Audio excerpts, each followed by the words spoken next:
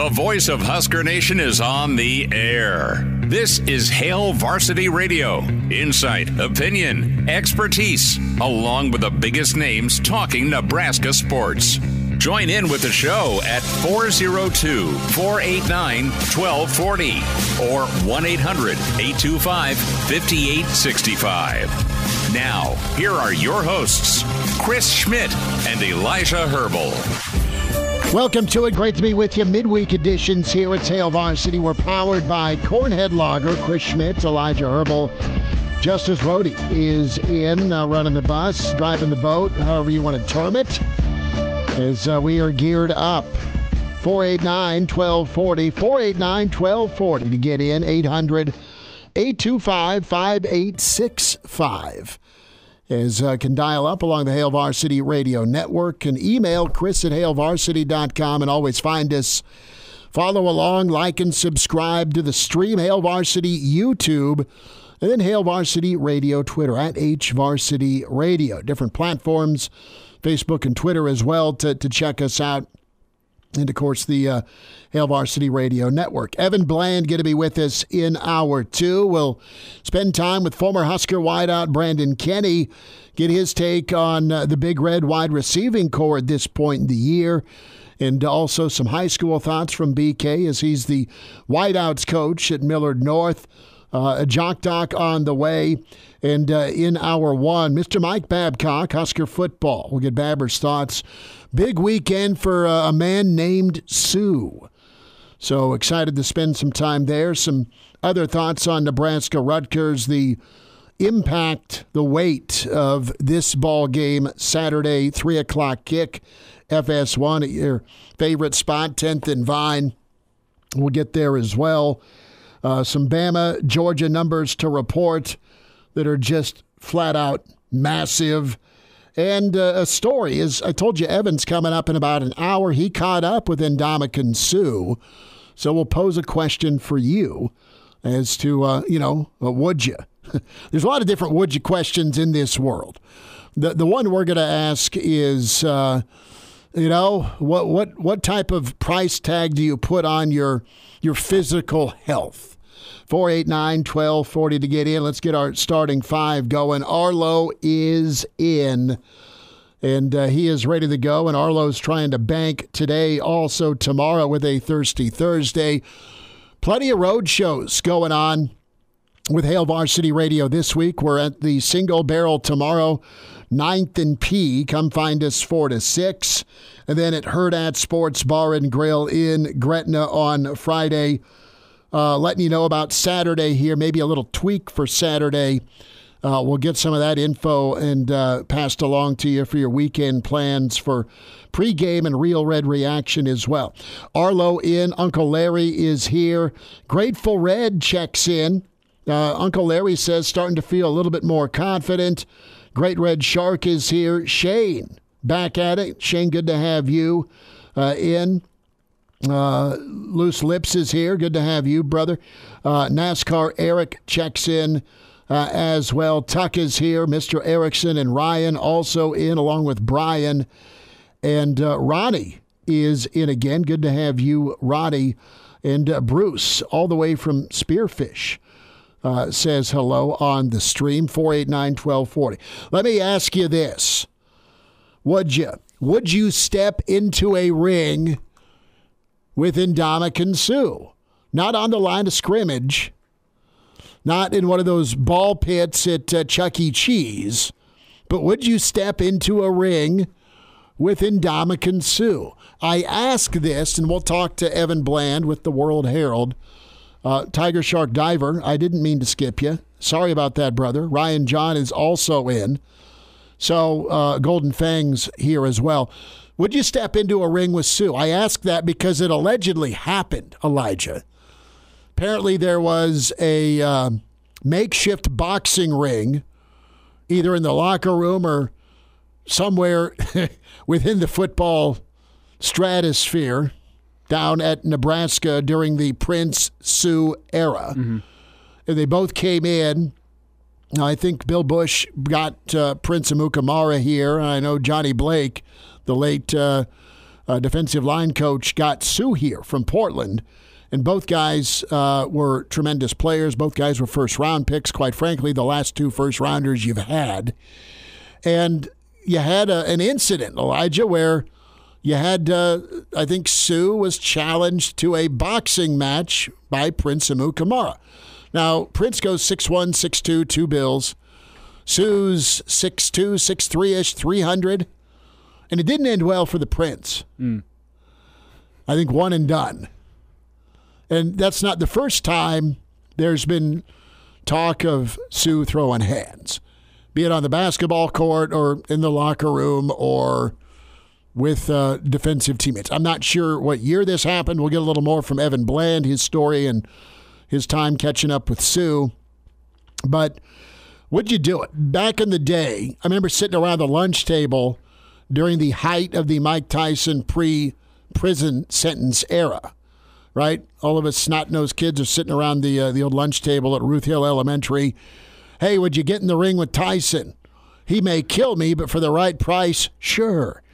You know what? 12, 13-year-old minds, not real bright sometimes.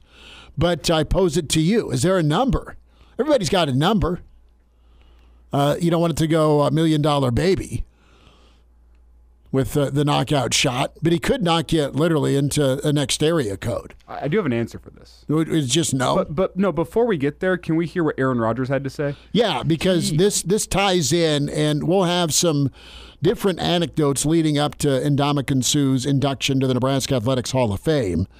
But, yeah, speaking of fighting and Suh, Aaron Rodgers was asked about his relationship. What pod is this from? This is from Pat McAfee. Okay, so is this today? This is from years ago. Okay, now. so it's years ago. I dove deep into the archives to find this one. No, that's fine. Good work. Elijah Herbel, everybody. Put your hands together. Thank you. But do you have a price tag? Would you get into the ring with Suh for the right amount? What did Aaron Rodgers say about the old Fight Club theme? So what was the conversation there? Were you setting up a date after the game to see each other? Yeah. Turn me on. There we go. This is edited, right? It should be. Huh? It should be. Okay. I don't think this one required any editing. Okay, I'm just making sure. If it's not, we'll show our good friend Justice here how to use the dump button. So this is not part of your grand plan of let's train him under fire. No. Now that I think about it, I didn't do any editing on this one, but I don't think it needed it. Do you want a preview? No. Okay. No, it's a learning opportunity for Justice if there is anything in there. Big Red Junkies are in. Look at Elijah. Call him Grasshopper. All right. Without further ado, we're going to play this together. Fight Club. We'll all pack our boxes together. All right. Fight Club, Aaron Rodgers and Ndamukong Suh. Go ahead. So what was the conversation there? Were you setting up a date after the game to see each other? Yeah, I mean, I'm not sure if there might have been some loss in translation whether or not he was talking about the, see you at the bus conversation. Oh. I thought it seemed more like, hey, let's have a little, come to Jesus moment. Uh-huh. I'm not sure. Maybe he was thinking, I'll see you at the bus, or maybe he was thinking, come to Jesus. Maybe I was thinking, see you at the bus, and that's what he thought, or maybe I was thinking. Oh man, this is awesome! It was a lost in translation for sure. I was looking for that conversation. I didn't know how it was going to go. I didn't think it was going to, look, I'm not going to fight Ndamukong Suh. For me, I'm fully aware of that. Okay, yeah. We're good. But Aaron Rodgers, scholar, Cal graduate, NFL most athlete. interesting / weird man in the NFL. Can't you hear Suh? The old Nike commercial, quarterbacks. Can't you hear Suh saying, dude, let's go to the bus? Like grunting it, and those dead eyes that Suh has and had. Mm-hmm. Saying, and this was this the infamous, Suh missed one game his whole career.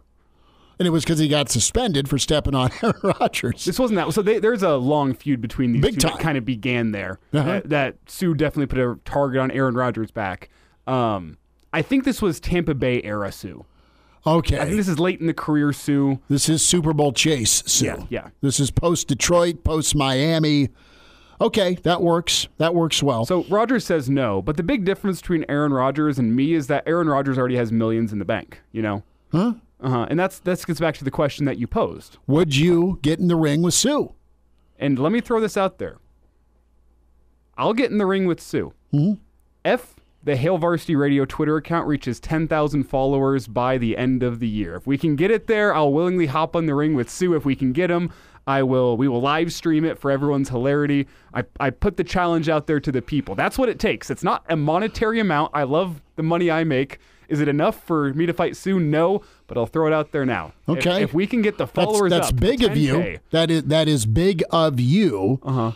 To I will risk permanent brain damage to the show. You really are looking at career options, aren't we? Hey, maybe I win and it's my big break. Now, we could get the following up to what you've set the bar at. I know you'd be ready to go in the ring. You'd train, you'd get in good shape. Mm-hmm. We'd figure out a spot to do it. The whole problem's Suh. Getting him? Yeah. What kind of threat do I pose? No, it's not even like... He's been going up against Trent Williams in the trenches for years. No, I know. Now. He's not even worried. No. He's got against, his foray into the NFL was, I get to go into training camp for 2 days against, Dom Raiola. Yeah. Right? I mean, and then those are two dudes cut from the same cloth where they want to murder you every play. Mm-hmm. So... that would be tough. Now, we could work on it. Thank you for not recommending me. Oh, yeah. No. I mean, no, I'm not going to recommend you. You're short and you can't breathe. You have no length. You have no reach. Now we could work on it. I just fear that this thing happens and now we got to, hey, dude, you want to fight my co-host? We can figure it out. Yeah. There's got to be something. What makes Ndamukong Suh tick besides anger? There's got to be something there. I think he's got some charitable efforts. Oh, I'm sure he does. We could try to get a fundraiser. I don't see you or social media views as part of his charitable efforts. No, but we could use the social reach then to generate some charitable efforts and make it work. He can also reach out to Joe Moglia and Warren Buffett and other, rich, brilliant business dudes that he's tight with that will further charitable efforts. No, it's fascinating read. I invite you to check out Evan Bland's story. We'll talk with Evan here in less than an hour on Suh. My price tag would probably be, I'd need 6 figures. Okay. And most of that would go to the pain and suffering and the medical bill. Now, the wife might be listening, and she may be ponying up enough money to make it happen. Pony up for a front row seat too. Hit him here. She's hoping to catch a tooth. see if he can breathe. So Tiger Shark says, have you heard Will Compton's story about how Suh told him he would pull him out of the car while driving him to the airport? What instigated that was Will asked Suh about the Aaron Rodgers stomp. Right. And he said, tell me, friend to friend here. Why'd you do it? What was it intentional? You said it wasn't, but you and I both know it was. And he says, Will, I'll pull this car over right now and I'll give you some pain and suffering.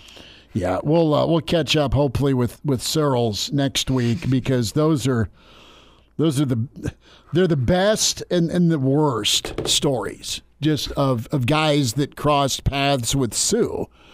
The funniest though was the Wolf of Wall Street reenactment when he was a senior, right? Suh hit a couple of parked cars late at night. I haven't heard this story. Well, I think it was out there, and there was some sort of cat or dog that mysteriously ran in front of Suh's vehicle. I did not know this is public information. I've never heard this before. Yeah. Okay. And I'm sure it was a big dog that jumped in front of the vehicle. But Jesus. Well, but the funny thing, though, is when Searles or Will or Blake Lawrence talk about Suh, it's on one hand, Bo's losing his mind on the sideline. What's he doing? Pull him out. Carl, defensive line coach, like, dude, we need him. Yeah, leave him out there. Leave him out there. I need him. So it's pretty funny. But Tuck chimes in here on this stream related to this conversation and says, Justice, better get ready. You start in January. Eric checks in. It can just be charity for Elijah's hospital bills after the fight.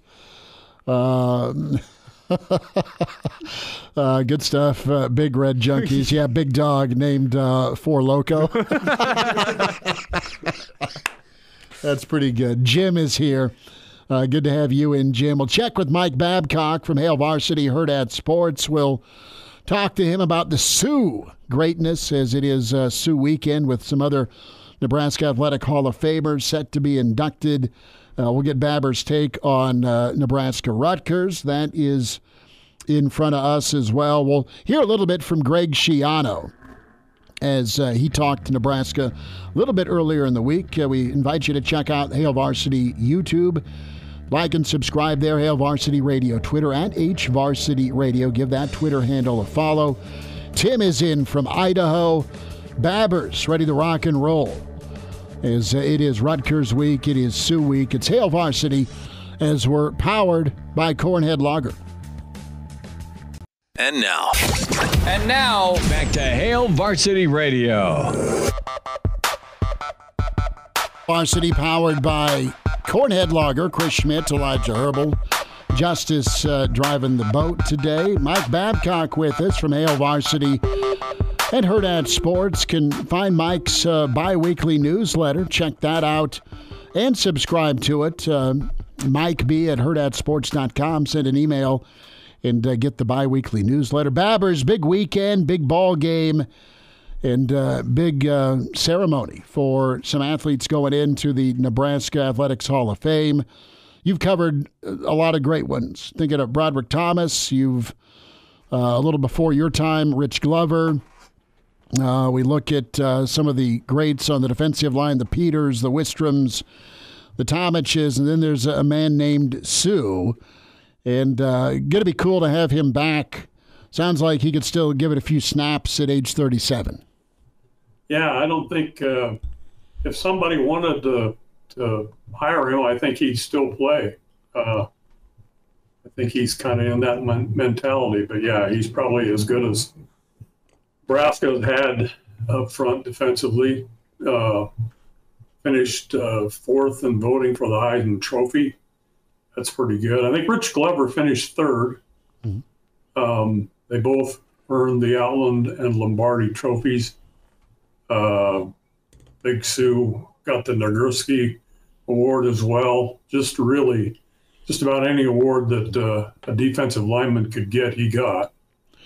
Well, and I got to ask you, revisionist history, God love Mark Ingram and that Bama title team that whacked Texas and Colt McCoy, and Nebraska was a red zone opportunity or a blocked field goal away, or maybe a second, some will say, from ruining the party and going and playing Arizona. Check that, going and playing UConn in the Fiesta Bowl. Didn't happen, and they went and dismantled Arizona, Gronk and Nick Foles and company, and that was a good year. That was Nebraska's highest ranked year.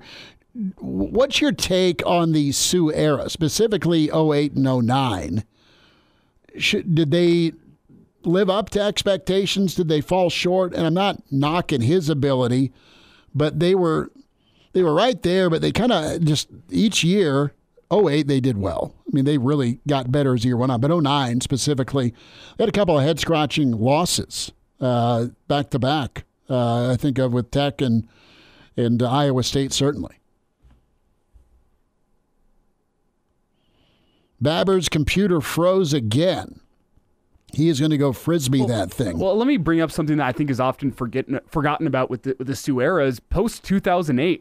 I remember there being the big conversation of, is he going to come back for another season? Because he was a draft-eligible guy that was probably going to be, after 2008, a second- or third-round pick. He was a fifth-round guy after his redshirt sophomore year. Okay, that was... Our draft, this was before Bo got there. He was going to leave in 2007. Yeah, and then there was the same discussion after 2008 of, is he going to stay or is he going to go? Mm-hmm. Because he was a first- or second-round guy after 2008. Yeah, and there was the discussion, like, are you going to risk the injury of coming back for another season in a team that is still kind of building under Bo Pelini? Is that something you're going to be willing to do? You're going to go make your millions? I remember that was a huge discussion point, and it was big news when he decided to come back. Yeah, we'll get Babbers on the phone here and check in with him, get his thoughts on Rutgers with that. But, some great moments with Suh, specifically that Missouri game, the Colorado game in 2008, Texas for sure.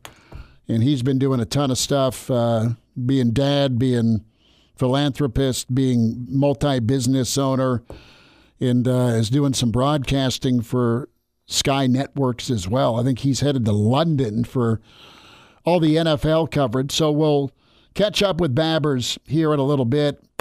Interesting, and I'll get Mike's take on this as well. Yesterday, you've got reports from ESPN and The Athletic that the SEC and the Big Ten are going to check in on a scheduling partnership, perhaps. And you've had different reactions to it.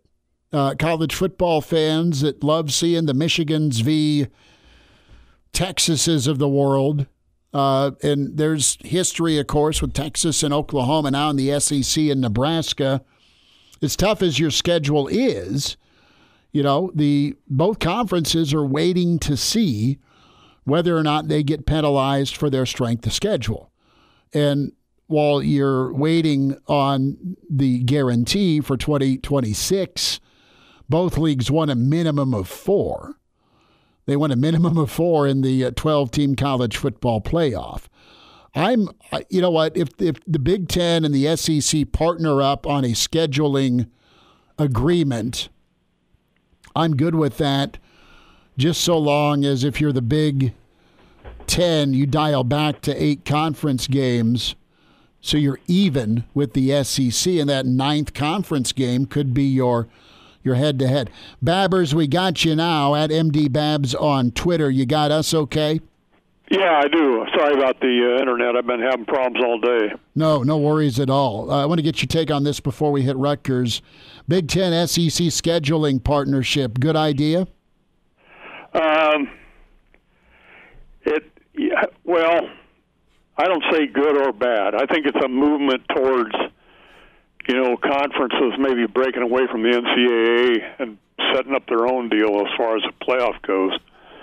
So if you do that, I suppose that's a good deal. If not, I'm not sure that it is. Well, it's more must-see matchups, right? I mean, think of Nebraska reuniting with Texas or Oklahoma.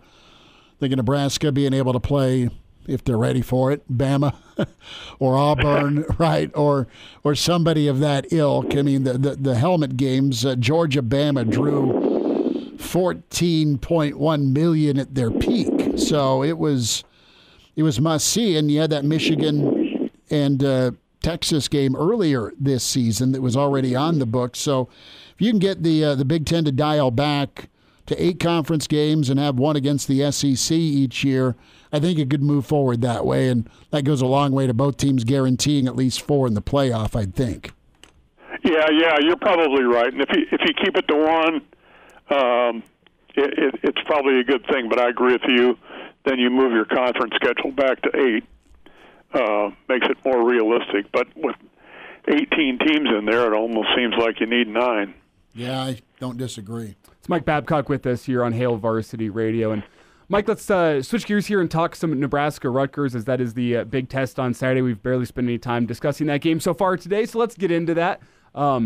With Nebraska and Rutgers, the one thing Schmidt and I were talking about before the show, we kind of laid it out yesterday, is to me it's a redemption opportunity for what happened against Illinois a couple of weeks ago at Memorial Stadium in terms of the stature of team you have coming in. It's a team that's been exceeding expectations a little bit this year. They have the country's notice. And the way in which they want to beat Nebraska, I think, is pretty similar. A strong rushing attack, maybe a bend but don't break defense, a team that goes out there and out-physicals you. What's your take on just how Nebraska matches up with Rutgers this weekend, and if it is a redemption opportunity based on what happened against Illinois? Well, yeah, I think it probably is a redemption opportunity based on what happened against Illinois because of the way both teams play. And, you look at it and you think, my gosh, Rutgers gave up over 500 yards of offense to Washington and won the game 21-18. They were strong in the red zone. I think they rank, somewhere in the top 10 nationally in red zone defense. And they only have 5 times. Washington gets in the red zone 5 times and gets 1 touchdown and has to settle for field goals the other times. That's the approach that Rutgers has defensively, very good, and you see the Scarlet Knights trying to keep the ball away from you by running the ball. They're a very good running team, and Nebraska's going to have to be prepared for that. As well as a running back that ranks 3rd in the country in rushing offense, 147 yards a game. Kyle Benengai, probably pronounce it wrong, but a really good running back, although he's not a big guy. So they run the ball well. They try to control the clock and keep the ball away from you. But again, Washington got over 500 yards of offense against them with an offense that would be comparable to what Nebraska can do, both pass-oriented type offense, so I think it'll be a good challenge. But you also have to consider, like any team, what their schedule has been up to date. And, as Howard University, Akron, Virginia Tech, I think was the other one, and then Washington. So some of those statistics might be a little bit shaded, but nonetheless, they've been impressive. I look at it as kind of that physical challenge, that mulligan you want back if you're Nebraska, Mike, and you want to square off against a team, and you didn't do so well against Northern Iowa. You did on the scoreboard, clearly. But as far as those leaky yards, you were much better against Purdue in the second half. You weren't good at all in the second half against Illinois. But you got a little momentum second half-wise with your offense, and that had been kind of MIA for you this season where you didn't put a full 4 quarters together. They're going to have to on Saturday, tight ball game. We got about 2 minutes left, Babbers. Sad news about Dr. Pat Clare, and we are thinking about Doc and his family for sure, but just a thought from you on Dr. Clare. Well, I remember when he played, and what a great person. I knew him as the team physician, and just it's one of the things about getting old. You see people pass that you knew and had a lot of respect for, and he's one of those people. So, I was not happy to see that news, and may he rest in peace. For sure. Mike, when it comes to the newsletter, what's coming up here as we wind down? As usual, on the Thursday one, it's kind of a focus on some of the things that were talked about during the news conferences on Monday and Tuesday. A little bit about that running attack that Rutgers puts up, and some good words on Emmett Johnson and Ja'Cory Barney Jr. Pretty awesome to see what Nebraska can do and see if Emmett gets lathered up for some extended carries. Mike Babcock with us from Hail Varsity, Hurrdat Sports at MD Babs on Twitter. Babbers, we'll see you on Saturday. Thank you much. Yep, sorry about the internet, guys. You're good, bud. No worries. Appreciate Mike spending time here on Hail Varsity. And now, back to Hail Varsity Radio. Back with you, it's Hail Varsity. We're powered by Cornhead Lager, Chris Schmidt, Elijah Herbel, Justice in again, driving the bus. 489-1240, open phone still 5. Evan Bland coming up. We'll check in with Brandon Kinnie, former Husker wideout, and a Jock Doc before we're done. Reminder to you about your friends at Big Brothers and Big Sisters. They empower young people through one-on-one mentoring, and those relationships unlock full potential. Become a big brother or a big sister today, or a big couple. Visit mentoromaha.org, and the challenge to you, 60 men, 60 days by October 30th, to become a big brother, big sister, or big couple. And plenty of great care when it comes to matching the big brother or big sister with the little. And there's so many factors considered when it comes to creating a strong, lasting connection. And the match support specialist makes it happen. Your charge, real easy. Twice a month, enjoy activities that you both love, whether it's grabbing some ice cream, shooting hoops, getting to a game, playing video games, or just participating with time. It's quality time together. Become a big brother, big sister today. Be a mentor to a little today. Mentoromaha.org, and be a part of the Big Brothers, Big Sisters Challenge, 60 men, 60 days. And we want to do that by October 30th. Mentoromaha.org. And I'll add to that conversation as well. If this is something you're interested in, you're on the fence, check out our interview yesterday. Find it in podcast form. Jake Potoff, he's a mentor with Big Brother, Big Sister up in Omaha. Yeah, he has a little brother, and he kind of hopped on with us, talked about how it's impacted his life, the life of his little. And so, yeah, if that's something that you're thinking about, you're on the fence, you want to know a little more information, you missed that interview, go check that out on our podcast page. It's a great place for you to get a little more information on how this whole process works. Let's get Greg Schiano's take as he's looking at Nebraska. We'll check in on some Rutgers thoughts with Greg Schiano. First and foremost, he has got mad respect for Dylan Raiola, and that's nice to say, but you have a guy as accomplished as Greg Schiano talking nice about Nebraska's freshman quarterback. It's a big-time concern for Rutgers on Saturday. Now, it's going to be windy, and, you know, Nebraska's understood. Matt Rule knows all too well the elements in the Midwest. He's listened to people that have coached here before in these elements. So we're talking 20 to 30 mile per hour winds out of the south and gusts as high as 40. Have fun kicking, have fun catching kicks, have fun with field goals. Puts an extra emphasis on that red zone. Dylan Raiola has been really nice, even under blitz conditions. He's right around 50% with 3 touchdowns, no picks against the blitz. And you know what? Schiano knows that Nebraska may have a special one.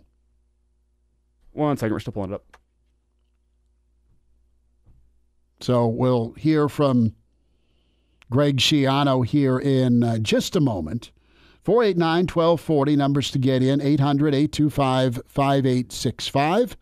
And here is Greg Schiano.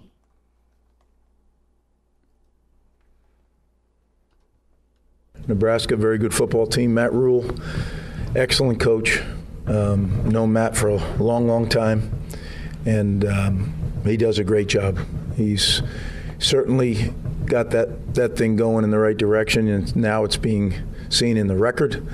They got really good players. They're well coached. Offensively, Raiola, the quarterback, the freshman, is incredibly talented. You don't usually see a freshman that's capable of kind of doing the things he's doing right now. They got 3 really big wideouts, Nair, Banks, and Bonner. I mean, each one's bigger than the next. I mean, they're gigantic, very physical group. They've drawn a lot of DPIs, as you can imagine, because of their size and the way they kind of move DBs around. The tight end, I mess up the way you say it, Fedoni. He is a really good player. I think he is one of the better ones we'll see this year.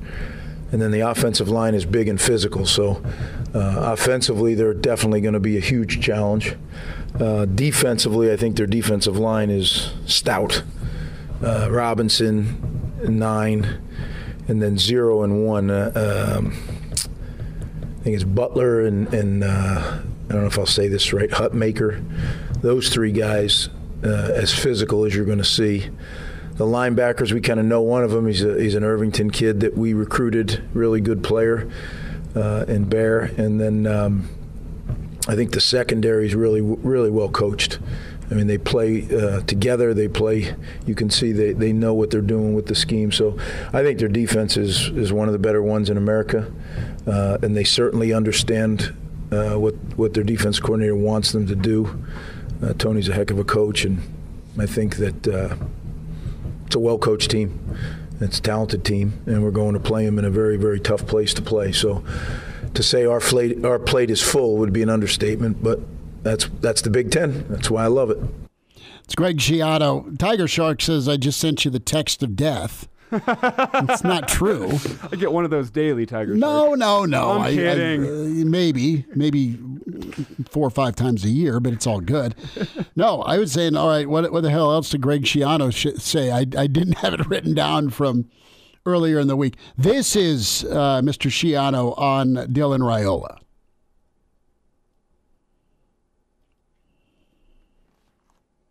The command that he has of their offense is, I would say is good for any level, but for a freshman is unheard of. And he's a very gifted athlete. He's big, he's mobile, he can throw on the move, he can throw from the pocket. There's not much this guy can't do, but that's why he was such a highly recruited quarterback, right? He's got all the tools. Defensively, are you more encouraged about the way your team played in the red zone? So his answer to that was, yeah, I'm damn proud of how my team's played in the red zone. That's what I'm interested in. I'm interested in this red zone thing, and I'm not making too much out of it, right? Because what's your fear? Your fear is field goals if you're Nebraska.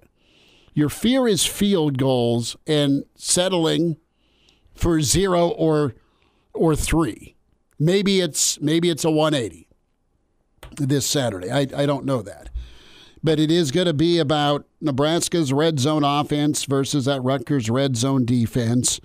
And flipping it around, what you don't need or want if you're a Nebraska fan, and I think you agree with this, is you can't get behind these guys by anything beyond 7 or 3. I mean, it's got to be within 1-score situations, because you get down by 10 or more, whatever happens, say it's a fumble or a pick or, fumble on a punt or whatever, I mean, they'll just bleed the clock, assuming you can't get off the field and stop the run. Rutgers and stats, listen, I look at their schedule, and their schedule's been pretty good, at least from a name standpoint. They've won tight games. They're confident.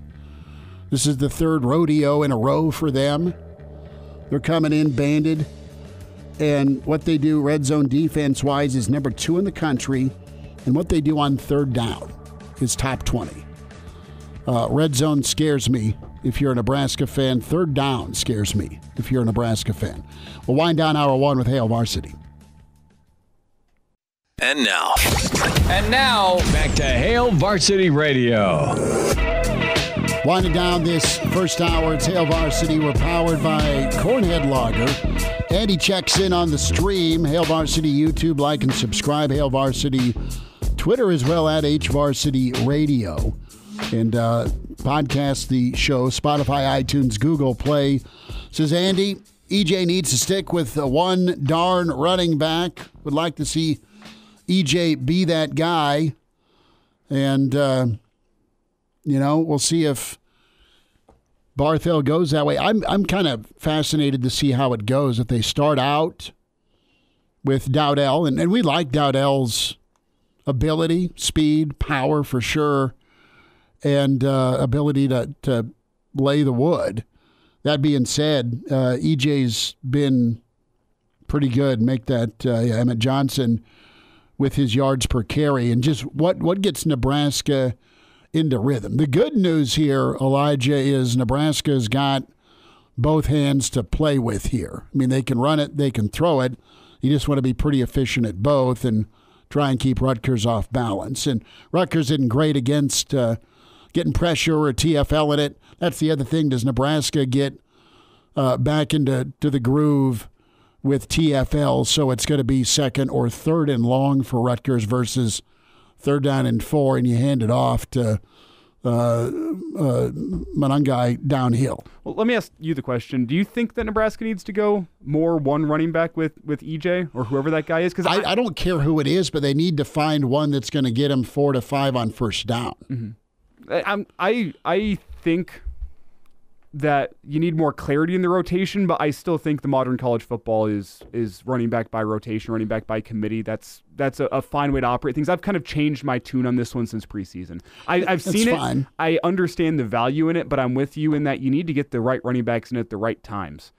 That's my complaint with it. Is if you want Dowdell to be your battering ram early, fair enough. I see your vision in it in establishing the run. I see your vision in it. But don't ask Dowdell to, as a running back, do things that he is not great at. Not yet. I mean, like what does he not do well? The make you miss guy is not him. He's not make you miss. He's not going to read the defense. So don't put him in there on a zone type play where he has to find the hole, one cut, explode. That's not him. He's a downhill runner that runs behind power and counter where he knows where the hole is going to be, and then he can read once he's in the hole. Like that's what he does well. Whereas Emmett Johnson is definitely a guy that more zone look. I trust him to find the right hole, make that one cut, explode, and then make the first man miss and get himself 5-6 yards. It comes down to me is just understanding what your running back does well and getting him into moments in the game where he can have the greatest success. Similar to what we saw early in the year with Gabe Irvin getting on the goal line. Doesn't have to read anything. It's just stick your head down. It doesn't even matter if there's a hole. Go run through your own offensive line. It really doesn't matter. Get into the end zone. That's his strength. I'd like to see more of that with Emmett Johnson and Dowdell, but I'm fine with the rotation as it stands. Well, and the other part of it too is you don't want to just give it away. Well, if Emmett's in there running this, if Dowdell's in there running this, I get that. It can't be Tecmo football where there's 4 plays and based on the formation you know what it's going to be. That being said, who cares if they have an idea? Make them stop it. Same thing with getting Alex Bullock back on the field. You're going to run some sort of screen play or you need downfield blocking. He's your best wide receiver blocker. He needs to be on the field more as well if you're going to try and go short or intermediate with the yak yards. Get buckled up. Use your seatbelt. It saves lives, prevents injuries only if properly worn. Make it click. A message from the NDOT Highway Safety Office. Evan Bland on the way. The voice of Husker Nation is on the air. This is Hail Varsity Radio. Insight, opinion, expertise, along with the biggest names talking Nebraska sports. Join in with the show at 402-489-1240 or 1-800-825-5865. Now, here are your hosts, Chris Schmidt and Elijah Herbel. Back into it, it's Hour 2. It's Hail Varsity. We're powered by Cornhead Lager. Chris Schmidt, Elijah Herbel, as Justice learning the ropes. We'll check in and hear from Brandon Kinnie, former Husker standout. What's he think about Big Sue coming back to town? And also the Nebraska wideouts. Evan Bland with us here from the Omaha World Herald at Evan Bland, OWH on Twitter. It's where you can follow him. Catch his story as he caught up with Big Sue, and that's in the World Herald and Journal-Star online. Evan, good stuff, man. Well done. How was that phone call as Sue was, I don't know, was he on rep 78 with the bench when you talked to him? Yeah, he was multitasking, man. It was actually a Zoom call, and he stayed camera off for most of it. He's like, "Yeah, you probably don't need to see me work out."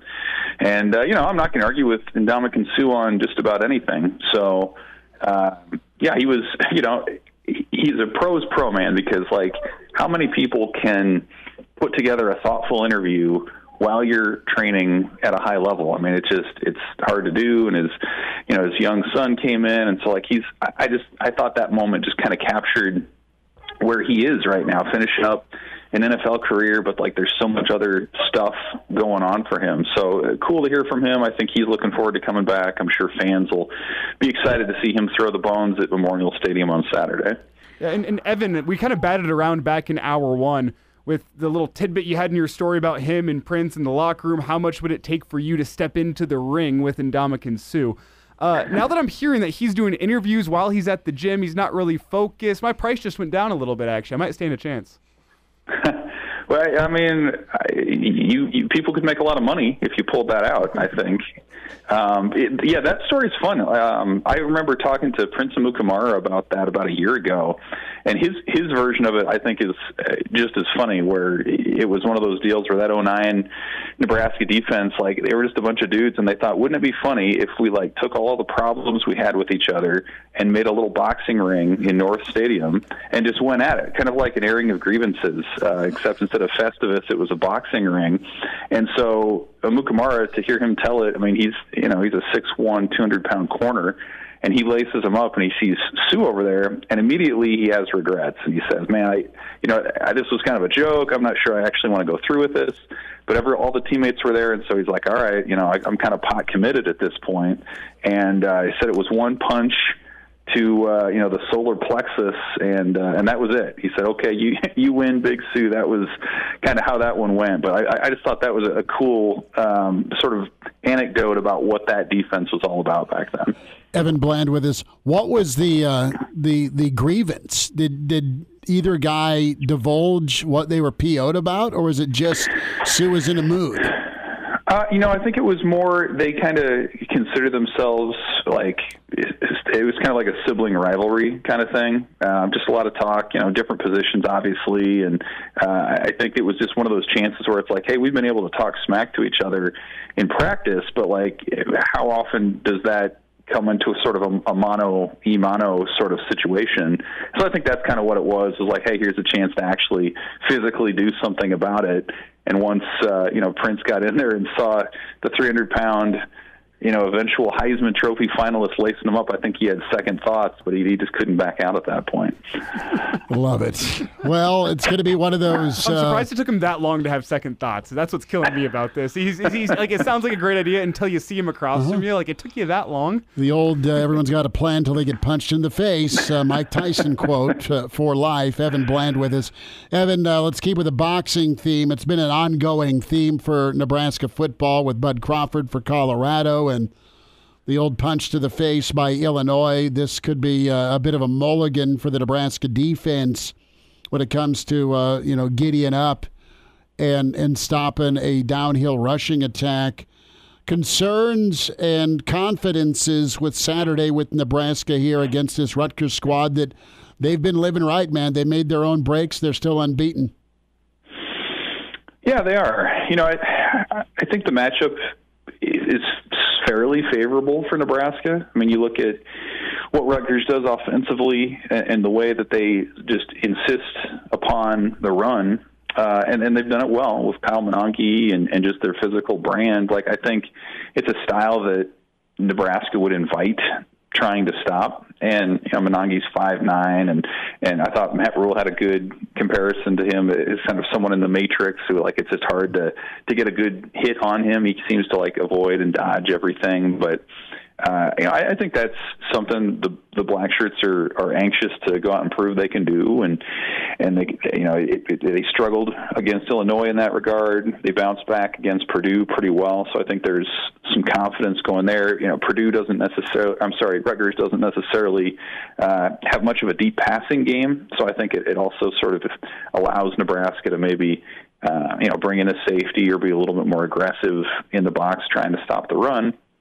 And then you kind of flip it around. I mean, the Rutgers defense, like you mentioned, you watch the game against Washington, and UW was moving the ball down the field. They just couldn't get into the end zone. And, that kind of sounds familiar from what we just saw Nebraska do in the first half. But, I think they feel confident that they can finish some drives, does Nebraska. And if you're that Purdue, I keep saying if you're that Rutgers defense, it's a dangerous way to live, giving up 500-plus yards but really limiting teams in the red zone. I think that probably says they're due to regress more than it does they're going to lock you down in the next game. So I think Nebraska's excited for the matchup. It's an unbeaten team coming to Lincoln in October, so it's exciting in that regard. And I think it's a swing game really for both teams from a national perspective too, where I think they're generally both viewed as top half of the Big Ten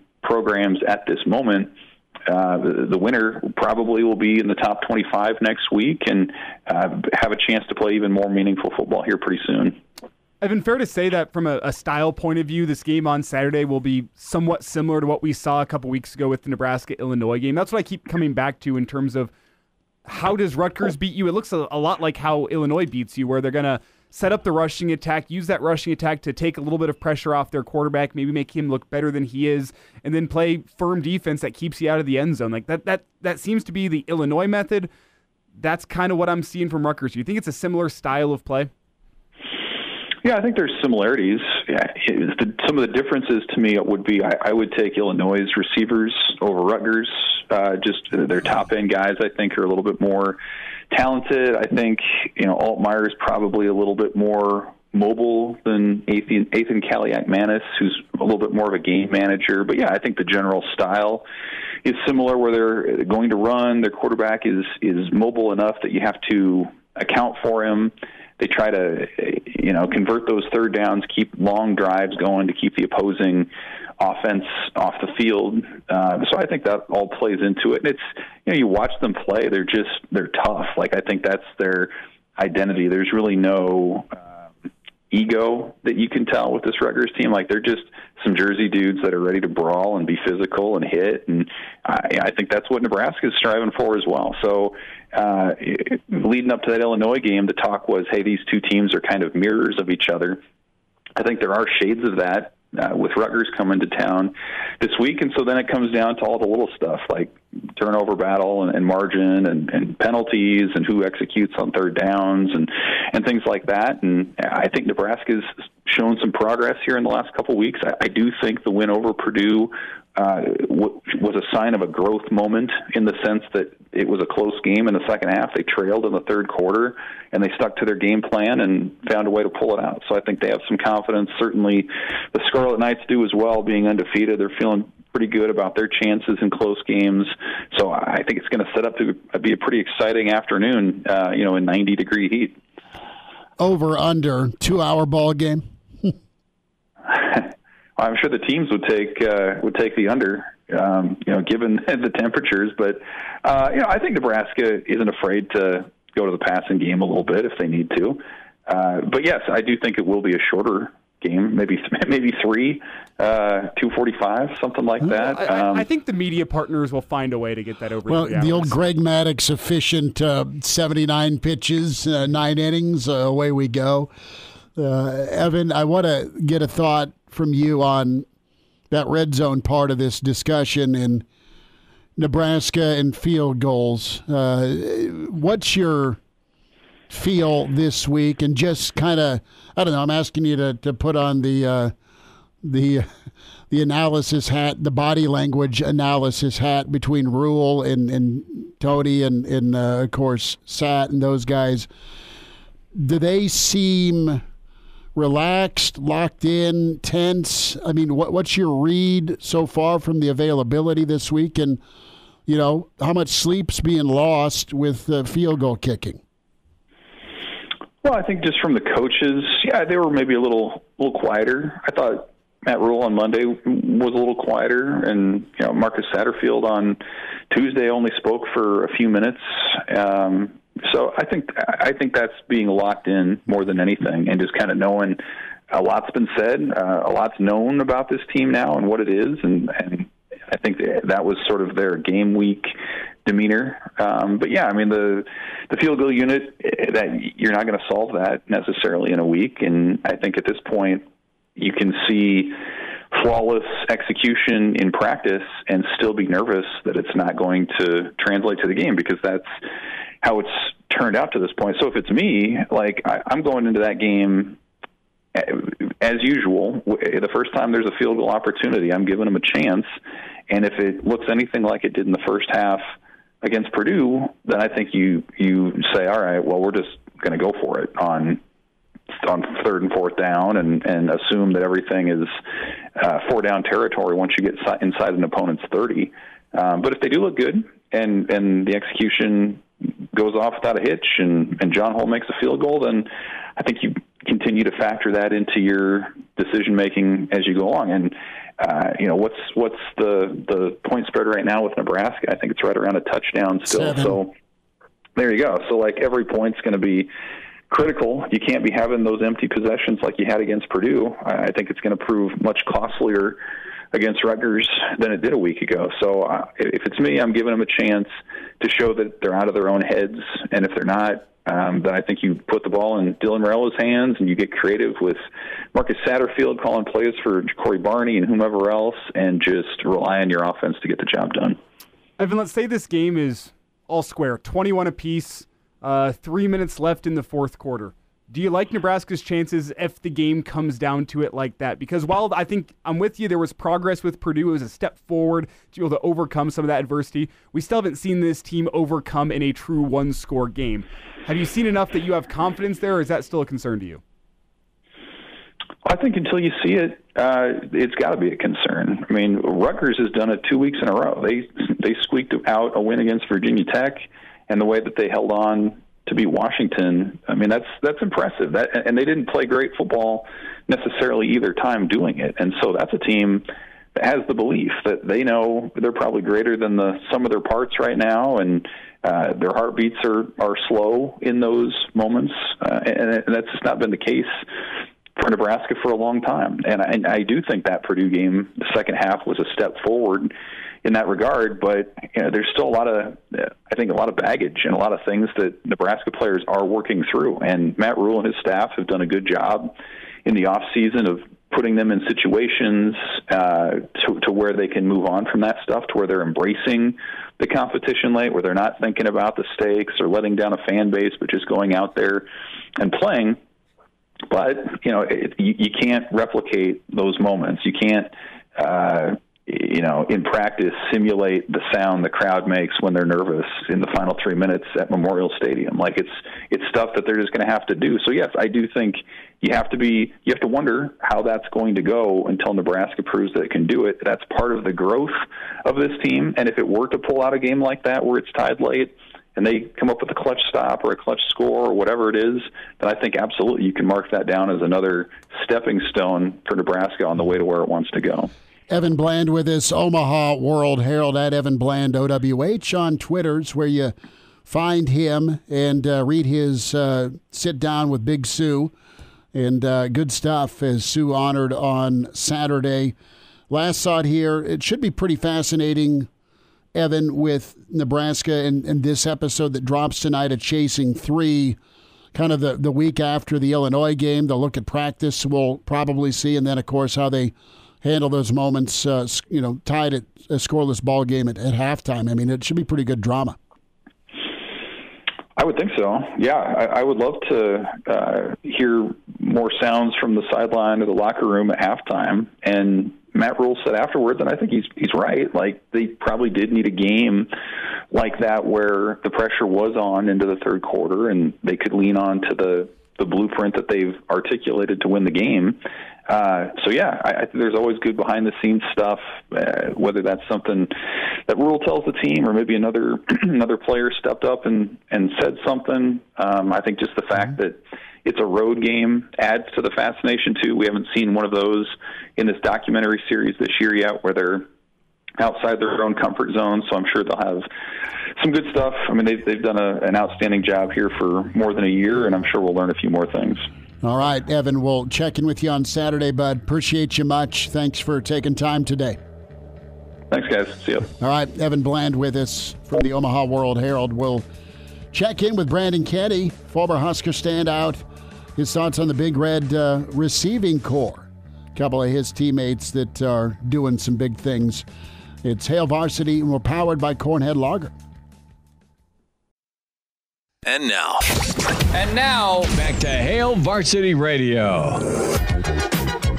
Back into it at Hail Varsity. We're powered by Cornhead Lager. Let's talk some Big Red football and some high school ball. Brandon Kinnie with his standout Husker at BK. Make that at BKetty84 on Twitter. It's where you follow him. I got that right, BK. It's kind of like you in the end zone. You made it right. Yeah, exactly. Make it right all the time, brother. How's it been? What's a good word? Tell me about some Mustang ball first. Man, it's been good, man. It's been a journey. I tell my wife all the time, man, literally every day I come home, I'm like, babe, I'm literally living a movie, man. This is so great being able to coach these kids at the high school level. But it's fun. It's fun, man. I feel so honored to be able to pour into these young athletes and watch them go out there and play football, man. It's a great time. With your experience in the KC area growing up and having that coach mentor you, I'm interested to how you've paid it forward. You've been working with young people for a long, long time. You're working with high school kids now, continuing to do so. What tricks of the trade have you been able to take with your experience? Well, it's so funny because I never saw myself doing this. I tell people all the time I know it's purpose from God because I never wanted to work with kids. I thought I was going to go make millions of dollars playing in the NFL, and God had a different plan. But it's been amazing because I've been able to take those lessons, the things that I've learned from great coaches like Bo Pelini, Jeff Sims, Jason Godfrey, Jason Jones, all these coaches that I had that were able to pour into my life for me to just go out and give back. And the biggest thing is just showing these kids that you love them. What I've learned is that when they know you love them, then you can really coach them hard. And I think that was a big thing for my junior college coach, Jeff Sims, and even Bo Pelini. It was like, yeah, he coached us hard, and we needed black and white, but we also knew he loved the mess out of us, and he would go to bat for us with anything. So that's one of the biggest things for me. Brandon Kinnie's with us, Hail Varsity Radio. Let's talk about the Kansas City region. Nebraska focusing in on that area again, that 500-mile radius. You're a Grandview proud alum. There's a lot of attention in Lee Summit and surrounding areas. Tell me about that brand Nebraska has down there. It's been through some moves from Big 8 to Big 12 to Big 10, but it's an area that's poached, man, quite a bit, not only with the Kansas schools, Missouri, the Irish and Bama have come in recently, but where's Nebraska standing when you talk to folks back home? Well, I always said, I may be a little biased, but I always tell people all the time, Nebraska is America's favorite college football team. So that could be biased, that could be whatever, but that's what I believe. But I know for the most part, at least when I was in junior college, I was hearing more about the Nebraska brand. High school, I feel like I was just so far attached or just worried about playing football and so many other things.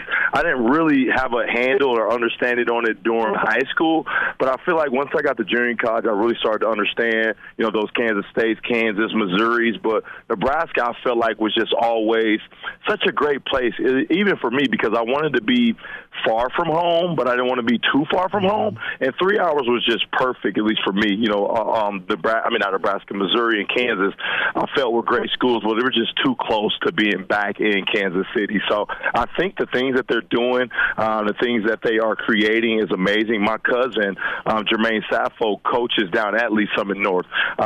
So he coaches Little Mosey, man. So he's been amazed by the process and coming down here and seeing these games, and he's thrilled to see Little Mosey bring his talents up here to Nebraska. Yeah, and the added impact, Nebraska, it's got great facilities, it's got great fans, but now it's also got a great quarterback. And from a wide receiver point of view, we've talked about it enough. It's going to draw in some interest. You've seen it from top-level offensive line recruits, top-level wide receivers. What are your thoughts on that? Just the impact of having a high-level guy like Royal that's living up to the billing in terms of what that does for your 16 to 18-year-olds who might be your next Nebraska Cornhuskers? Oh, absolutely. Absolutely, man. I think it's evidence in understanding that you're going to have a guy down there to get you the ball, mature guy, and a young guy that you can grow with. And just meeting him, man, he was down at our camp this past summer that me and Prince threw down at Memorial Stadium. And when you talk about a kid that just has moxie, that just has understanding, his aura about him is just so mature, I was really surprised, man. Honestly, I'm like, man, this dude seems like he's a fourth-year guy, man. And one thing, too, that surprised me was his size, just how big he was. I didn't know he was that big, man. So just to see him, just to watch him out there playing with the control of the offense is so amazing to see. Let's talk about the Husker offense. They are balanced. They are getting better at running the football when they have to run the football, but some of those layered throws that Dylan's made, and I know you're smiling about the wide receiver production from Barney, the Frosh out of Miami, to the portal kids that have came in, Nayor and Banks. How would you assess the receiving game so far? Oh, I think it's amazing, man. And you know me, I'm a big guy on the big wideouts. You know, I love Barney. Don't get me wrong, but I love those big wides. You know, they are watching him play. Banks watching those dudes go and tack the ball. It's something amazing to see. But Barney, I'm super excited about because you start to see these guys everywhere, right? You see these speedsters even throughout the NFL. They always got one of those guys that they're giving those in reverses to, those jet sweeps and things like that, and I believe that we have one in Barney. So he's exciting, man. I love watching him play, and I love when he has that football in his hands, man. Talk to me about downfield blocking, your mentality with it, what was expected, and you're seeing it continue to grow from Nebraska when they get Barney out on the edge, or they'll try and go with some short game. How do you approach your job as a blocker, not just a pass catcher? Oh, man, well, it's funny because Ted Gilmore was a great coach in that space for me down at Nebraska. You know, one thing that I loved doing playing wideout was just catching the ball. You know, I just wanted to catch the ball and make plays. I didn't really understand how those big 80, 70-yard runs were produced also through the receivers blocking on the edge. And Coach Gilmore really taught me that. And I've taken that to now my coaching. Even at Millard North, we have a contest going on throughout the year. It's like, hey, man, for touchdown blocks, it's 5 points. For pancakes, it's 3 points. You know, and I've learned that over time because blocking means something. When you put that on film, when other teams see that on film, when other cornerbacks, safeties see that on film, that shows them the effort, the want-to that you have on want to make extra plays. And to be honest, DBs don't like a receiver running after them every single play, trying to block them. So I told my guys all the time, hey, be a net on the edge, be a net, be annoying.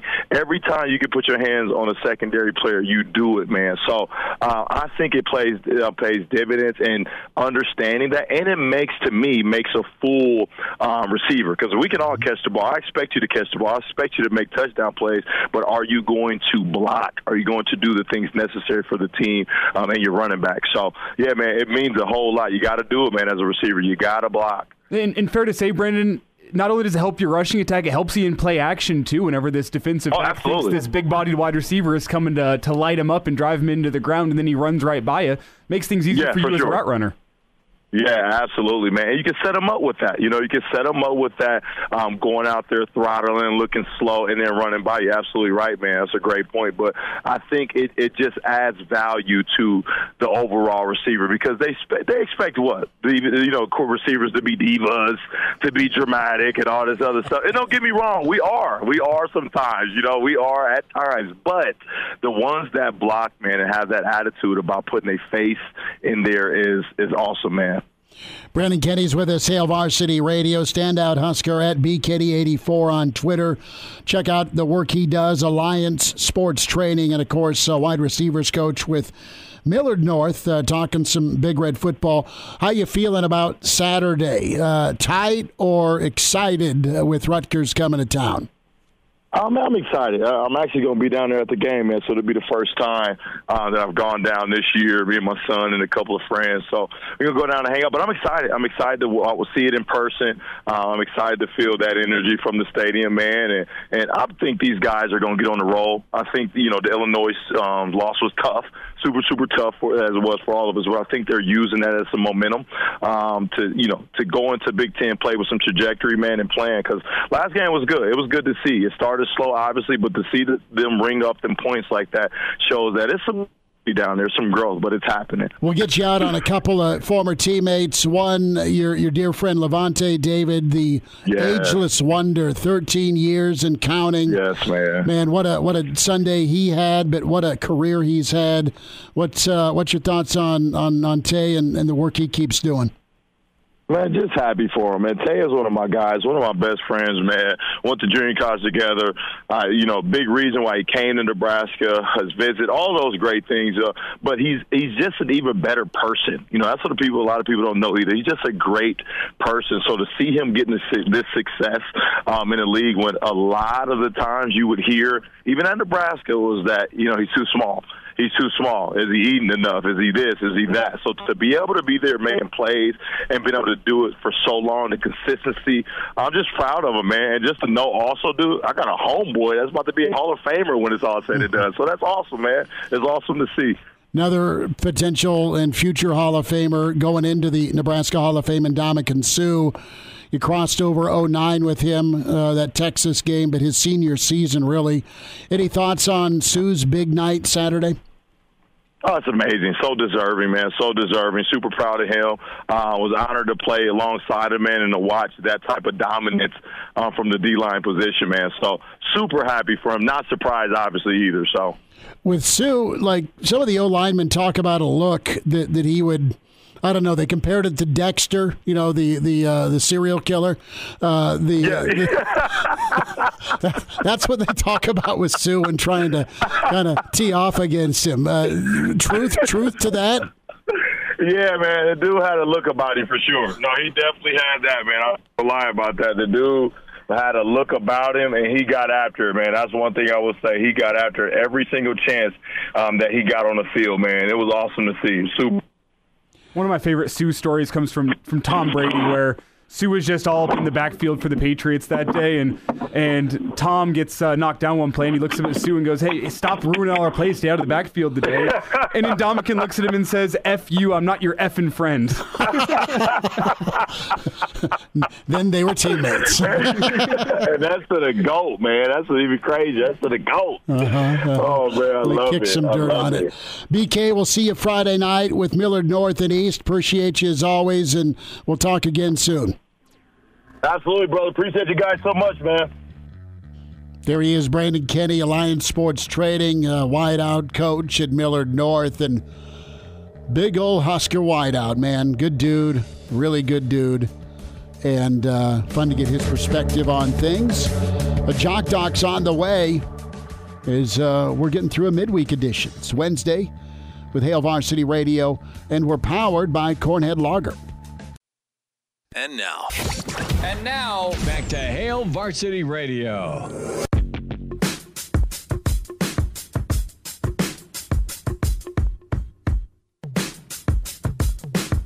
Back into it, it's Hail Varsity, powered by Cornhead Lager. Time for a Jock Doc Wednesday, Nebraska Orthopedic Center. Dr. Brandon Seifert's with us. Dr. Brandon, how we doing? Hey, I'm good, fellas. How y'all doing? We're all right. We'll dive in. Somewhere in my head, I can hear old Jimmy Johnson, how about them Cowboys, right? Ice bath, Advil, and much more needed for DeMarcus Lawrence, Dr. Brandon. Injured reserve, but not surgery. That's the good news, I guess. Let's talk Lisfranc for a speed rush end that's been great about getting after the quarterback. Yeah, absolutely. So, you know, big fancy term out there, Lisfranc. It's kind of a good place to start. A little anatomy lesson today. We've talked about these before, but essentially the Lisfranc injury, a.k.a. mid-foot sprain, you know, where this comes from is if you think about where your great toe is, coming off the back of that great toe is kind of the long bone that's off the back of the great toe. It connects it to the midfoot. That's called the first metatarsal. At the very base of that, towards the midfoot, move over just a little bit, and there's another small bone next to it called the second metatarsal. Where those two connect, and in addition to that, some other little small bones just behind that where they connect. There's kind of a big supporting structure there. It's called the Lisfranc joint. It's basically a joint. It acts as kind of the capstone or keystone to the joint. A lot of really strong, thick ligaments in that area. Always an interesting trivia piece on, like, why is it named the Lisfranc joint? Well, Lisfranc was actually Napoleon's personal surgeon, and during the military days in the past, they performed a lot of amputations for a variety of war injuries through that joint, and so they named it the Lisfranc joint, which is, again, Napoleon's into private surgery. Kind of interesting. There's the history behind where the Lisfranc comes from, the name at least. But anyhow, that's where this occurs. Most of the time, these are more kind of on the mild side where you can treat them as sprains, treat them non-operatively. But this also is such an important joint that if you do have a significant injury to this area where a lot of instability has been created, there is pretty aggressive surgery you have to utilize to fix this joint, to stabilize it, because it's a really key joint to being able to transfer weight to the foot, obviously all the weight that's going to the lower extremity. And Dr. Brandon, this isn't the first time we've talked about the Lisfranc injury here on a Jock Doc Wednesday. I remember us talking about it with Chet Holmgren. He had a Lisfranc injury, had surgery, and it kept him out for an entire season. A couple seasons back, we had Derrick Henry with a Lisfranc injury. He was non-operatively, and then he had a special metal plate put into his shoe to help him get back on the field. Now we have DeMarcus Lawrence. Sounds like, as you said, no surgery is going to be needed. What determines how this is handled from a recovery point of view in terms of if surgery is needed, if surgery isn't needed? Are there any differentiating factors that you, the doctors, look for? Yeah, absolutely. So, the biggest thing is just looking for displacement. I would tell you that's kind of the biggest thing. So there's some really specific x-rays that we will obtain that essentially look at the alignment of this joint in particular and how all the interplay of those bones kind of intersect in this area. So we'll start with radiographs or x-rays. We look at that if there's any displacement. If there's no displacement there, then you do more of kind of a clinical look in terms of, is there, a really significant amount of swelling? Does it feel as if there might be some ligamentous instability there? An exam that kind of takes you to the next level, meaning surgery.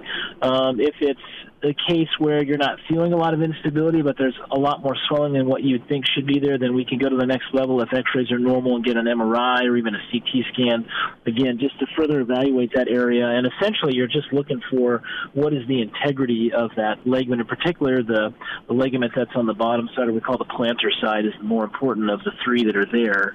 And so that's what you're looking for. So it's both kind of a clinical and an imaging diagnosis. And then from there, the pathways of, what do you do with it? Obviously, you got non-op versus operative. And then obviously there's a whole discussion about what are the operative options. There's been some kind of changes in terms of how that's addressed over the last couple of years versus non-operatively. What do you do there? Dr. Brandon Seifert's with us, a Jock Doc Wednesday, Nebraska Orthopedic Center. Let's dive into the surgeries and, the different procedures that are there to treat an athlete. Yeah, and so if you're looking on the surgery side, there was this big debate and push for doing what we call a primary fusion, where if you had a severe enough injury, even in some of your younger patients, there was a push towards doing a fusion type procedure where you basically would fuse that joint together. And there's a pretty popular paper out there by a guy named Kotze that everybody started to lean towards. And then later on, based off of that paper, they started looking at, well, is it better to either do the fusion or is it better maybe to do plates and screws, take the hardware out later? And then now there's kind of been this big debate back and forth because one paper proved the other one wrong. And so I would say now that pendulum is probably more back on the younger athlete side to fixing it with plates and screws, not doing necessarily a primary fusion, and then later on potentially taking out that hardware so as not to create kind of irritation over those tendons from that hardware. And I think that's really where more of the younger athlete kind of population is at now in terms of surgical intervention. There's still kind of a group of people that are still on that primary fusion side also. So the jury's still a little bit out on that, but I think the data and the trends are going more towards fixing it plate screws and eventually hardware comes out and not fusing that joint primarily in our young patients. For DeMarcus Lawrence, what is the treatment next? Is it a boot? Is it ice? What type of therapy is involved? Yep, and so for him on that non-op side, the immobilization piece is important. Eliminating some of that weight bearing is important, and so obviously transitioning into a boot is key. Depending on kind of the severity of that sprain, they might let him weight bear in the boot right away. Obviously, that if you go to that kind of next level of sprain where it doesn't need surgery but quite a bit of swelling, those folks are going to probably have a period of non-weight bearing time, so walking boot, and then you're on crutches or using the knee scooter, and that can be pretty variable, 1 to 3 weeks, sometimes even higher, up to 6 weeks, depending on how they feel. And then after the boot, you're coming out of the boot, you're going to a regular shoe. If it's, again, that kind of middle-of-the-road kind of sprain where you're longer on the non-weight-bearing side, then they're going to be a really slow kind of return back to activities pathway. It sounds like he's more on the lower-grade sprain, probably more aggressive rehab, so he's probably weight-bearers tolerated in his walking boot. And then once they get him out of that boot, I'm guessing between 1 to 3 weeks, I can't imagine more than 4, they're going to get him into basically that return-to-play type of program where we start out bike, do the elliptical, start the jogging routine. But even with that, depending on how he's feeling, it still could be another 6-8 weeks before he comes back on the field. And Dr. Brandon, I said it earlier with Derrick Henry getting the plate put into his cleat whenever he returned to play a couple seasons ago from his Lisfranc injury. Is that something that could be at play here? I know that the lines of scrimmage in the NFL are rough and tumble. Guys are always getting stepped on. It's going to be a rough area to return to play if it's not 100%. Yeah, great point, Elijah. Really great device to use. I would absolutely recommend that. So either have kind of the custom plate built into the shoe. Something we use more commonly than that on a lower cost end, it would be what we call a carbon fiber foot plate. It's kind of a wafer thin plate, goes into the shoe, super strong. Kind of takes all the flex out of your shoe, something just to take the pressure off that joint, and that's another nice option that we use. That's the one that I utilize the most. You can even do like a metal shank that you slip in the bottom of the shoe as well, but the carbon fiber foot plate feels a lot better than kind of the metal shank that goes in there. Dr. Brandon Seifert's with us, a Jock Doc Wednesday, Nebraska Orthopedic Center.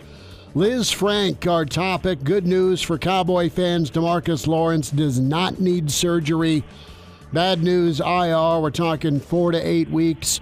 Dr. Brandon, we'll get run down again. Thanks again for the time today. All right, fellas. Take care. And now, back to Hail Varsity Radio. Back with you one final time on a Wednesday. It's Hail Varsity. We're powered by Cornhead Lager, Chris Schmidt, Elijah Herbel, Justice Rhodey in running the show today. And he has been taking some in the stream. Justice will find you and pile drive you. All six of him, as he may break you in half. Tiger Shark says Elijah's running for Senate in 3 months. Tuck says you're 3 months away. Justice, get ready to rock and roll. Elijah, are you putting a Senate campaign or a House campaign run together? If anything, I believe in the power of local elections. I'd probably start with the city council. Would you? Thing. Okay. Yeah. Because those city council meetings, I'm not sure if you ever follow along with them. Oh, I've had to cover them. Oh, boy, are they riveting. Well, you've got the 1 or 2 folks that show up and complain. Yeah. Mm-hmm. Yeah. They make it fun. You get protesters sometimes. It's a good time. I used to live next to a city councilman, and he had a lot of fun stories. And it's funny how everyone in the neighborhood would go voice their concerns to him. He'd always be walking down the street, and people, and then you saw the for sale sign. Right? Pretty good. Big thanks to Brandon Kinnie, Mike Babcock, and Evan Bland today. Dr. Brandon as well. Tomorrow, Road Show. We'll be out at the Single Barrel, 9th and P, inside the Graduate. Come on by, get a whiskey, get a steak, and enjoy some more summer-like temps. If you're a beer guy or gal, that's fine, too. Single Barrel's got you covered, 4 to 6 tomorrow. Hurrdat Sports Bar and Grill, Road Show Friday. We are in Gretna, just off Highway 370 and Lincoln Road, patio show 4.0 for 2024. So come join us there. We'll keep you posted on what's happening Saturday with Single Barrel and Graduate. Word is it's a Rutgers invasion. Oh. And they heard this segment from us before, and like, no, we can't trust Elijah. No. It's not anything negative. It's great for the hotel and the restaurant. It's just they're pulling a Harbaugh. Well, it's more where they buy out the whole thing. It's more fun if it's because Single Barrel doesn't trust us to not get into it with Rutgers fans. We don't, dude. Are you going to start with a Jersey dude? I'm not. No, Justice is in. I guess. Well, yeah, that's fine. But you're willing to go around just for charity with Sue. So you know me. I am a lover, not a fighter. How'd you bowl last night? Really well. I bowled well. I think our team took most of the points. Nothing else really to report from Bowling League. It was a good night. Should I take this call? I'm holding it up to the stream right now. This is what the last segment is turning into. This would be the mother of all guests. Donald J. Trump wants to speak with me, apparently. He's been calling the last couple of days. Wow. Schmitty, good for you. He's calling my wife, too. I love this time of year so much, if you can't tell. Yeah, no, I know you do. I know you do. Find us on the podcast, Spotify, iTunes, Google Play. Download, like, subscribe. Give us a rating, good, bad, or ugly. We love the feedback. Hit the like button and subscribe. It don't cost you nothing, as Bluto used to say. On the YouTube channel, Hail Varsity YouTube, and follow that 10,000 follower challenge from one Elijah Herbel to start the show on Hail Varsity Radio, Twitter at HVarsity Radio. We've already picked up a couple followers, which is concerning. Maybe we should just start handing out hundreds on the corner. Maybe that'll spur it on. Back tomorrow at the Single Barrel at 4. Thanks.